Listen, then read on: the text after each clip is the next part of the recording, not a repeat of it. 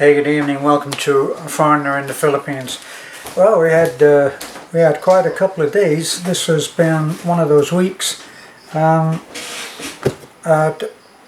was one last mad rush to try to get our two houses finished, which we did. Against all odds, we managed to do that. Thanks, I got to tell you, really, because of Beth and how she has pushed everybody to do their best and better even, and organised every single thing that other people had forgotten. So thanks to Beth, my warrior princess, it went superbly well. So what else has been happening? We've had a couple of quite emotional things happen in the last week, where we were taken up to meet Jeremy. Now I put something on Facebook about Jeremy. Jeremy is 15 years old. He has a disease which I can't put a name to, but it's like a reverse of what baby Jane has. That little girl that we've helped on 3 occasions to take her to hospital, baby Jane has osteogenesis imperfecta. I always miss out on that middle word, osteogenesis imperfecta, which means brittle bones. Brittle bones is the worst kind of thing to saddle a child with. One can only hope that there is a reason which will benefit the world in some way, that a child will perhaps teach us the rules of compassion. But baby Jane had several very bad breakages. The brittle bones, they can't take a fall. Sometimes they can't put pressure on the wrist without a break. So that was the imperfecta part. Now with Jeremy, this is the problem when we go to see these cases. This case was brought to us by the Taugama, and the Taugama isn't it funny how all of these things all come together to make things happen, and it seems like it's random, but it's never. I don't believe it is ever random. It's always meant to be. It's always meant to be. If you think, Taugama came, we had seen about them the fact that they were willing to volunteer to help in goodwill, sometimes thankless projects, in order to help in the community, and they do that.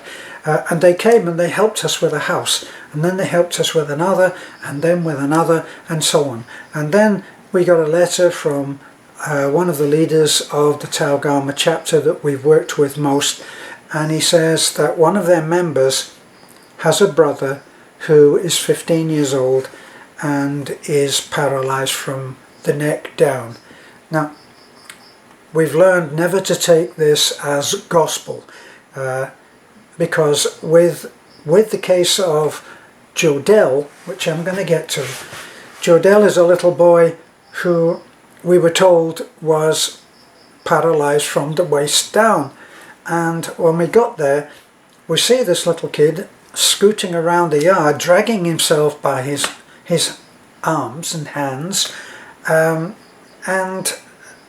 there's obviously some kind of feeling in the legs. But I said I'd get to that later, and of course I've started waffling on already. It's a thing I do. So back to Jeremy. Jeremy is the ultimate heartbreaker, because here is a child who is 15 years old, has an angelic face, is the sweetest person. He's 15 years old, but his body is so I'm hating to use these words, because But we've now been so conditioned with the politically correct garbage, we're not allowed to describe things as they are. But his body is twisted and deformed. And this is the problem, is that, as I said, he is the opposite to baby Jane. Baby Jane, her bones are so brittle that it takes very little to break them, and it will be a compound fracture. She breaks her leg. The first time that we met her, she had broken her leg, and it was a compound fracture. If you don't know what a compound fracture is, it's if you think that your leg, even your arm, it can move like this, right? Because there are two bones, and the two bones are crossing. That's how it can do it. Otherwise it would have to have some kind of a ball joint that was like something you'd get on a motorcycle. It doesn't work that way. So compound fractures are easy when the child has the brittle bone malady. Now, it's completely the opposite with Jeremy. Jeremy, from an early age, had suffered some kind of a fall. Now, this happens very often, and the parents were simply unable to do anything. Bear in mind that we met baby Jane when we knew her from church, and we were called by, I've forgotten who or how, but we were called saying that baby Jane was injured. So we went round to see her at her house. Now, this is all I'm going to say about this right now, but baby Jane had a compound fracture which she had had for a week. But because the parents had no money, were afraid of going to the hospital, what could they do? They went round to the 30 or 50 peso faith healer. I shouldn't say faith healer. Even here they call them quack doctors. It's not a derogatory term. It's a term which means that an ordinary person can go there and really pay with what they have. Even when I broke my collarbone, I went to a quack doctor, and the quack doctor massaged me here to that was quite an experience, I can tell you, but she confirmed that the bone was broken. So people use these people, and by and large they provide some kind of service to the community. Well, Jeremy suffered some kind of injury and they couldn't do anything about it. Now, whether that triggered the disease that he has or whether it was already there anyway, we really don't know, because we just can't find out. It's not that easy to go and talk to people and say, well, what happened? Because sometimes you don't learn the real story, and then as you get to know the people, the real story begins to unfold, and it changes whatever you thought could or couldn't happen in the beginning. It changes it completely. Back to Jeremy. Jeremy's bones have no form. If you look at any arm, right, so we know this is a wrist with a hand on it, okay, and the wrist can turn, and then the next joint is here. It's called the elbow, and then from the elbow up to the shoulder. Everybody, if you took this arm off, horror of horrors, everybody would know that that shape was an arm, was a hand. They know what these shapes are from experience and learning and just everyday living. You can't look, if you've seen the videos, you can't look at the limbs of Jeremy and say that's an arm, because the bones, apparently they had him x-rayed at one point, and the doctor made a comment. He said Jeremy's bones are, rather than bone material, they are more like ligaments. Well, the ligaments are are a cross between bone and some kind of elastic, if you like, and maybe Beth could go outside and stop those dogs from barking. She's doing that. I think they've got a camera in here, and as soon as I get on video, at some point they're going to stop. But she's doing her yelling routine. Is it working? Okay, where was I? There's a people passing by. Just continue. Thank you, darling. That's a big help. I love you. What can I do?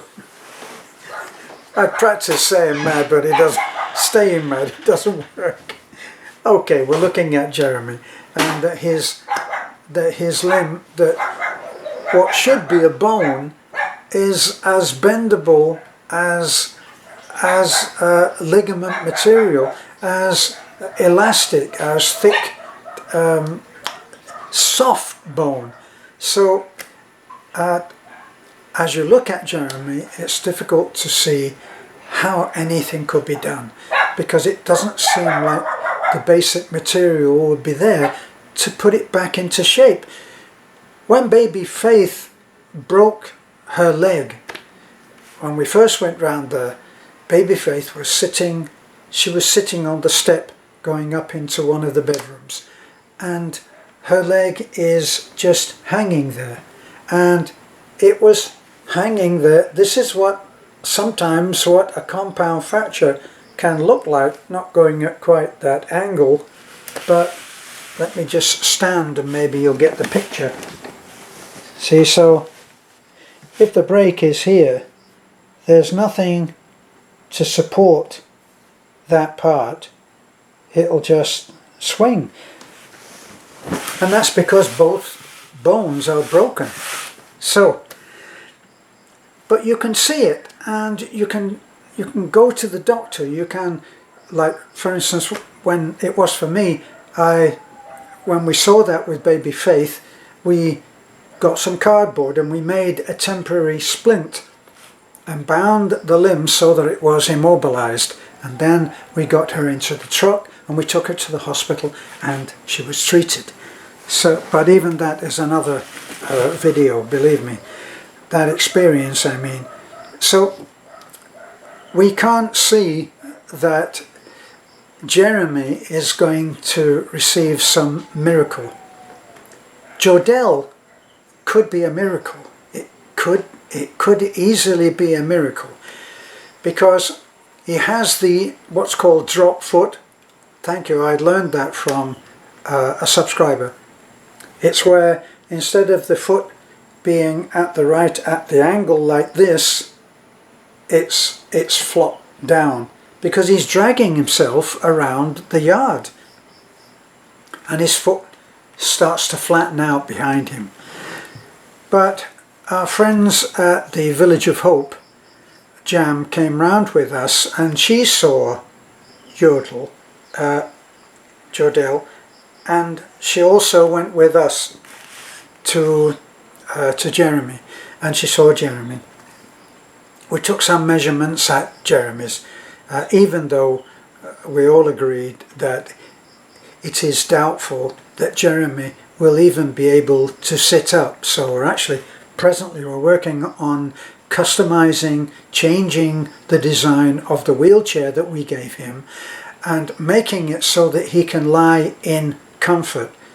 Now, to watch him being taken out of the house, gotta say his father is an absolutely dedicated parent.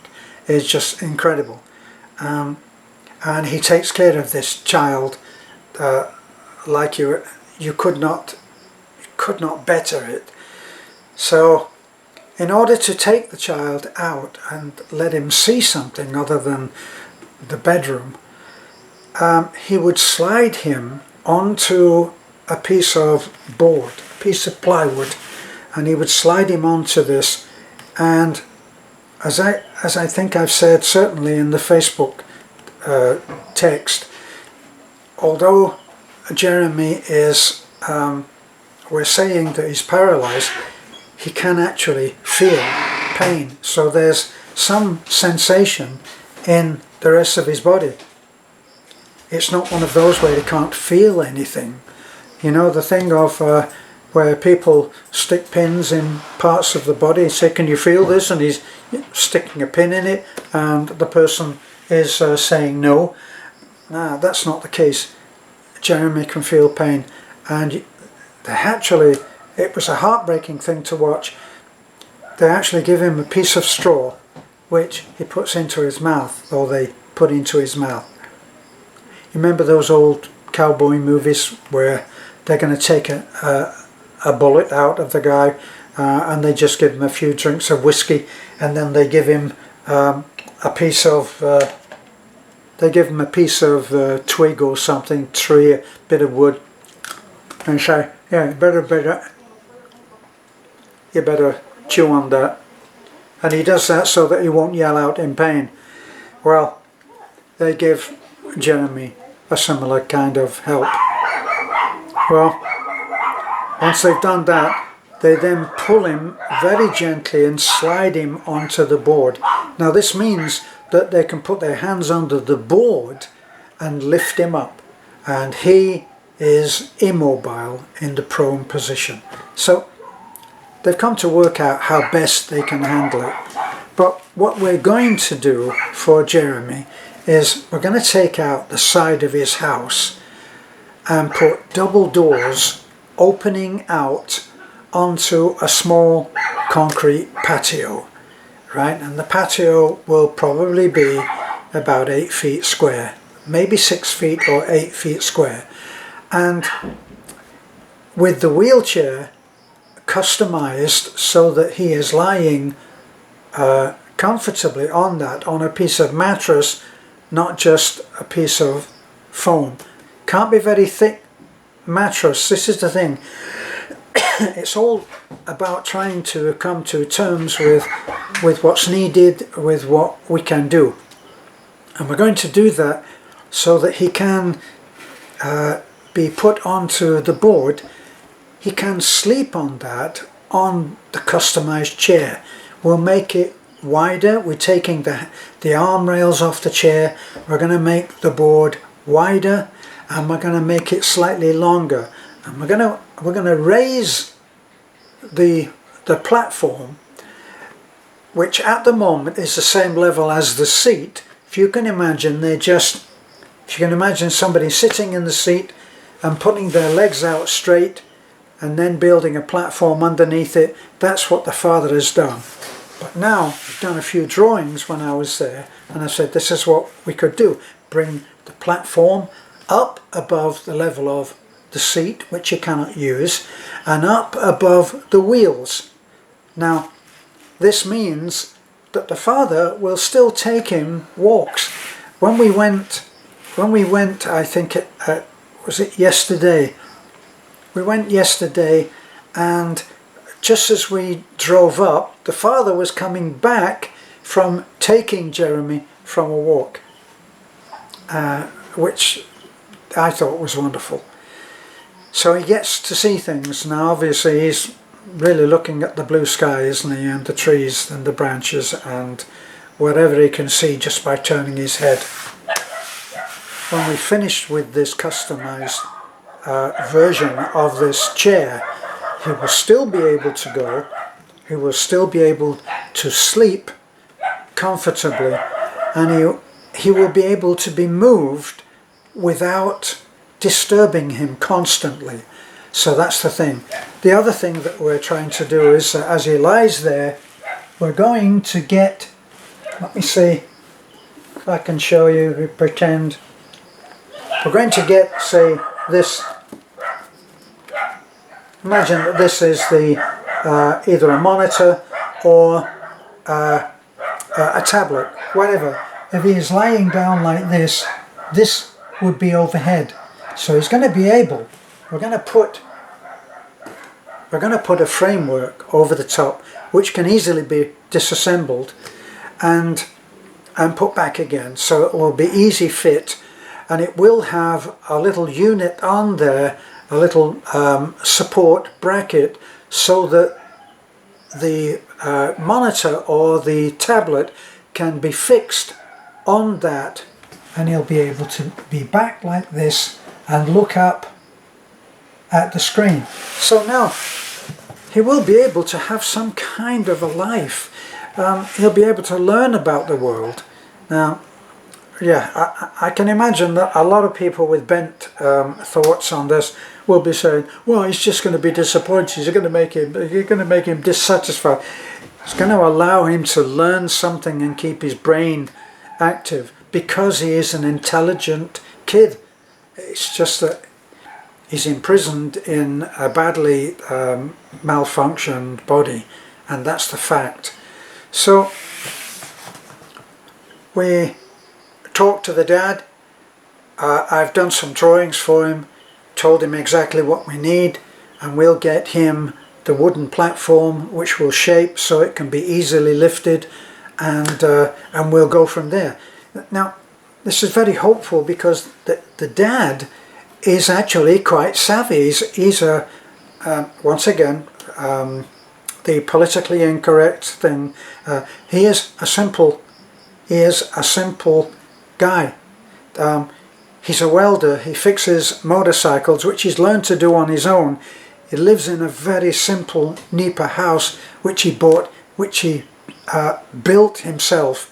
So he's a savvy guy of very limited worldly experience and education, but not stupid. So we're going to work with him, and he's a great welder. I've looked at his work, looked at the work that he did right now on the wheelchair, that we're nevertheless going to change. Explained on drawing what I want him to do, and he's been able to, yes, got it. We took the measurements together. It has to be this wide and this long, and now he knows exactly what to do. That it has to come out over the wheels. He knows what to do, and he will work at doing that. Now, if he can do that, working with him to do that, I will get to know him enough to be able to, with an interpreter, Beth can interpret for me.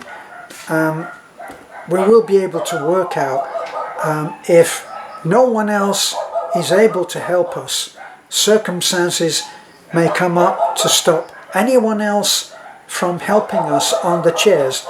Village of Hope are convinced that the contact that they have will have a chair that may fit Jodel, right? We accept that that may happen, but maybe it won't, so we'll be down to our own resources. Our motto, if you have been around for a little while, is we're only a small charity. We do what we can with what we've got, with what we have, and that's what we're going to do now.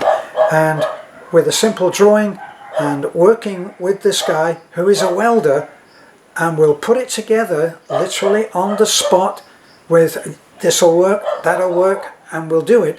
And once we've done a chair for his son, I'm sure, and we'll pay him to be the welder, we'll pay him to do that. We're going to do that not because he won't work for nothing, even for his child, but because he doesn't have very much and he needs to be paid for his work.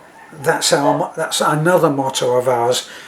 We don't expect people to work for nothing who have got very close already to nothing.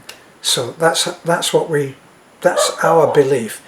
Now, we will now be able to work with him on producing a very simple, low-level chair, which Jodel, who is quite strong in the hands because of how he's been scooting himself around, and if you've seen the video, you'll have seen him scooting around on the skateboard that we bought him. He lies flat on the skateboard and pulls himself around, and he's doing pretty good.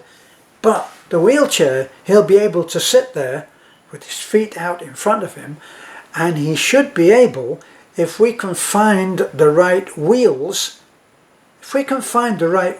which are not too big, chunky, heavy, which I'm thinking that we'll look around for a child's bike, buy it, take the wheels off, and then we'll find out how we can work from there. And he can use his arms like this, like anybody using a wheelchair alone will be able to do that, and it will be low enough so that he can put himself on the chair. He manages to get himself up onto the skateboard, so we know that he'll be able to do it, but we'll be able to build it ourselves if some of the other clever stuff, because this will be very basic grassroots design and build, believe me, but it will work, and we'll see how it goes. And if nothing else, it can be used for somebody else. If this wonderful chair that our friend Tom is actually building, he sent me a design which is awesome. That's why we were measuring up Jodel and sending the measurements to my friend Tom, and he now has an idea of how tall, how long, how big, so on, how wide, and he is building a chair now, all going well. So it's exciting. It's an exciting time. It's we may be able to bring enormous change to two kids whose view of the world was very limited. I mean, for Jodel, he's more or less looking at everybody's ankles because he's dragging himself along the ground. Even with the skateboard, he's doing that. Jeremy is more of a heartbreak. I got to tell you, I can't easily speak for a little while after leaving Jeremy, because his plight is so desperate. But his was one of the most emotional moments that I've experienced in all that we've done, and I've sat through some doctor's appointments where people have been given some pretty bad news. Sat through with Dennis, who was told that he was going to have his leg removed, and that it would be right up into the groin, which would mean that it would be extremely difficult to make a prosthetic leg for him. And anyway, the operation to remove his leg was not a cure. It was no guarantee that that would stop the cancer that was in him, in his leg, that it would only relieve the pain. That was a tough one for me, because you're listening to someone receive like a death sentence. The way that it turned out, Dennis apparently didn't believe that doctor, and is still alive, and that was about 3 or 4 years ago. So sorry doc, not to make you wrong, but in this case I'm very happy to be able to do so. So we're looking at changing the lives of two kids, and we can do it fairly easily. We can make life 100% better for Jeremy, and we can do it all within what we have, working, doing what we can with what we have. And we're going up tomorrow, and we're going up to Jeremy's place, and we're going to take some materials up there. I need some block to make some alterations to the house, to make this flat patio that's out to the side that we're going to open the house up onto. And Beth will be going up there with James and Jessica, and they're going to meet Jeremy, and they're going to have a look at what's going to be needed in extra materials to open up the house. So, exciting stuff. We're waiting for a possible opening for getting an ambulance to take the two boys up to Tagbilaran. If not, we'll have to work with what we have. We'll have to have, what can we say? We'll have to have fair weather, fair roads. What is it? Fair weather, fine roads. And we'll get the kids up there somehow. we'll be in touch and we'll show you what we're doing. Bye for now.